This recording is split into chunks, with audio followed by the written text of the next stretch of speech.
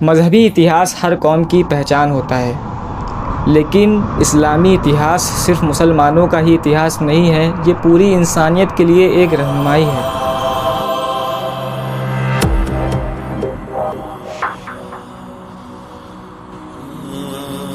آج کی اس ویڈیو میں ہم صرف انٹروڈکشن آف اسلامک ہسٹری اور جاہلیت کا زمانہ کیسا تھا اس پر تھوڑی سی جانکاری حاصل کریں گے۔ تو اسلامی اتہاس ہے کیا؟ یہ وہ سلسلہ ہے جو پیغمبر محمد صلی اللہ علیہ وسلم کی پیدائش سے پہلے عرب کی حالت سے شروع ہو کر پھر بڑی بڑی سلطنتوں جیسے امید، عباسی اور عثمانی تک پہنچتا ہے۔ اتہاس ہمیں یہ بتاتا ہے کہ کس طرح چھوٹی سی قوم نے پوری دنیا کو تہذیب، علم اور انصاف کا تحفہ دیا۔ اتہاس سے ہمیں یہ معلوم ہوتا ہے کہ اگر مسلمان اللہ کی رسی کو مضبوطی سے تھامتا ہے تو کیسے ساری دنیا کی لیڈرشپ اس کے ہاتھوں میں ہوتی ہے، اور جب مسلمان غفلت، فتنے اور ڈویژنز میں پڑ جاتے ہیں تو پھر زوال شروع ہو جاتا ہے۔ اس سے ہمیں یہ سبق ملتا ہے کہ اسلام صرف تلوار سے نہیں بلکہ اخلاق، انصاف اور علم سے پھیلا ہے۔ دوستو، اگر ہمیں اسلام کے آنے کی اہمیت سمجھنی ہے تو پہلے یہ جاننا ضروری ہے کہ اس سمے عرب کی حالت کیسی تھی، وہ کیسا دور تھا جسے ہم جاہلیت کا زمانہ کہتے تھے۔ اس سمے عرب کی اکنومیکل، سوشل، ریلیجیس، پولیٹیکل لائف کیسی تھی، اور کیوں اللہ تعالیٰ نے اسی سرزمین پر اسلام کی روشنی بھیجی۔ سب سے پہلے ہم بات کرتے ہیں عرب کی ریلیجیس لائف کیسی تھی۔ عرب کا سب سے بڑا شہر مکہ تھا، جہاں پر کعبہ موجود تھا، لیکن لوگ توحید کو بھول چکے تھے۔ شرک اور بت پرستی عام تھی۔ کعبہ میں 360 بت موجود تھے۔ تھوڑے سے ہی لوگ حنیف تھے جو ابراہیمی توحید پر قائم تھے۔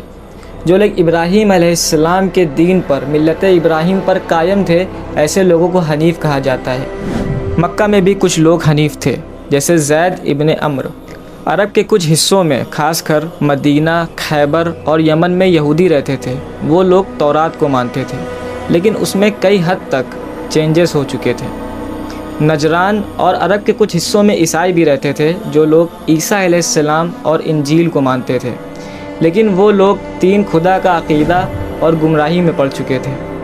یعنی عرب کی سرزمین پر الگ الگ مذہب موجود تھے، لیکن اصلی توحید دھندلی ہو چکی تھی۔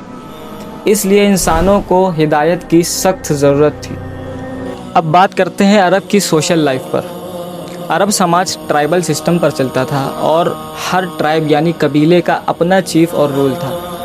عورتوں کی حالت بہت ہی زیادہ خراب تھی۔ بچیوں کو زندہ دفن کر دیا جاتا تھا، جسے ہم واد البنات کہتے ہیں۔ واد ایک عربی شبد ہے جس کا مطلب ہوتا ہے زندہ دفن کر دینا، اور بنات کا مطلب ہوتا ہے بیٹیاں۔ وعد البنات یعنی بیٹیوں کو زندہ دفن کر دینا۔ جاہلیت کے دور میں کئی قبیلوں میں یہ بری روایت تھی کہ جس کسی کے گھر میں بھی بیٹی پیدا ہوتی تھی وہ اس کے لیے شرم اور بے عزتی سمجھتے تھے، اور کچھ لوگ ڈرتے تھے کہ بیٹی شادی کے بعد دشمن قبیلوں میں چلی جائے گی، اور کچھ لوگ تنگ حالی اور غریبی کی وجہ سے بیٹیوں کو بوجھ سمجھتے تھے۔ اس لیے لوگ معصوم بچیوں کو زندہ ریت میں دفن کر دیا کرتے تھے۔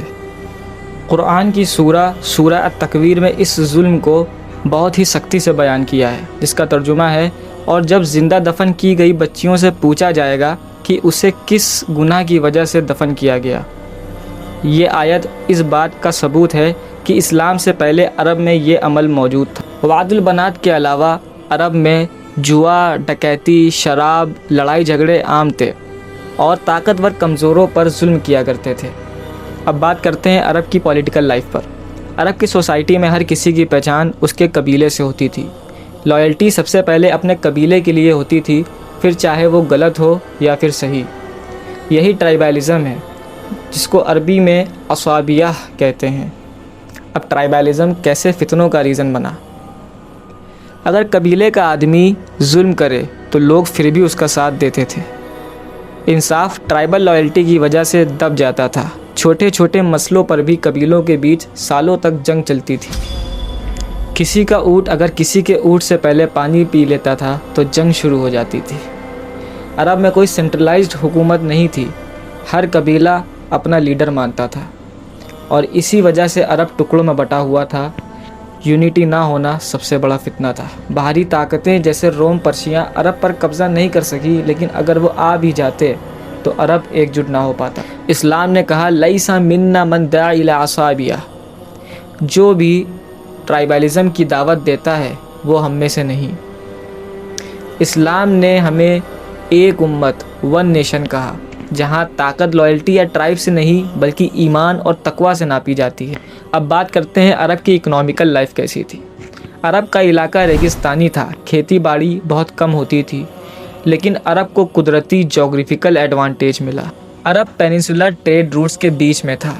پیننسولا کا مطلب ایسا علاقہ جو 3 طرف سے سمندر اور ایک طرف سے زمین سے جڑا ہو۔ عرب پیننسولا اس زمانے میں انٹرنیشنل ٹریڈ کا برج تھا، یعنی عرب کے نارتھ میں شام کا علاقہ تھا، ساؤتھ میں یمن کا علاقہ، ایسٹ میں پرشیا اور ویسٹ میں حبشہ تھا۔ جتنے بھی تجارتی کارواں ہوتے تھے سب عرب سے ہو کر جاتے تھے، اس لیے عرب ایک سینٹرل ہب بن گیا جہاں سے چاروں طرف تجارت ہوتی۔ پر کیونکہ جاہلیت کا زمانہ تھا، امیر اور غریب کے بیچ بہت بڑا گیپ تھا۔ امیر لوگ منی لینڈنگ یعنی سود انٹرسٹ کرتے تھے، اور غریب اگر ادھار نہیں چکا پاتا تھا تو اسے غلام بنا لیا جاتا تھا۔ عورتیں اور کمزور لوگ اس اکنامی کے ظلم کے سب سے زیادہ شکار تھے۔ So why it was called the age of ignorance. اسے جاہلیت کا زمانہ کیوں کہتے ہیں؟ کیونکہ لوگ توحید سے دور تھے، انصاف کی جگہ ظلم تھا اور ایکوالٹی کی جگہ ان ایکوالٹی۔ نالج بہت لمیٹڈ تھا اور لیول آف ایڈوکیشن بہت ہی نیچے تھا۔ اسی اندھیرے دور میں اللہ نے نبی صلی اللہ علیہ وسلم کو بھیجا تاکہ دنیا کو توحید، انصاف اور رحمت کا پیغام ملے۔ تو دوستوں، اسلام سے پہلے ظلم، بت پرستی، ٹرائبلزم اور انیکوالٹی عام تھی، اور جب اسلام آیا تو اس نے لوگوں کو برابری سکھائی، عورتوں کو حق دیے، علم کو بڑھاوا دیا اور انصاف کی بنیاد رکھی۔ یعنی اندھیرے سے روشنی کی طرف، جاہلیت سے ہدایت کی طرف، یہی اسلام کا اصل پیغام ہے۔ میرے بھائیوں، اسلامک ہسٹری صرف کتابوں کی باتیں نہیں ہیں، یہ ہماری زندگی کا نقشہ ہے۔ آج کی ویڈیو بس یہی تک تھی۔ اگر آپ چاہتے ہیں کہ اسلامی اتہاس آپ کے دل تک پہنچے تو میرے ساتھ اس سیریز سے جڑیے، میرے چینل کو سبسکرائب کیجیے۔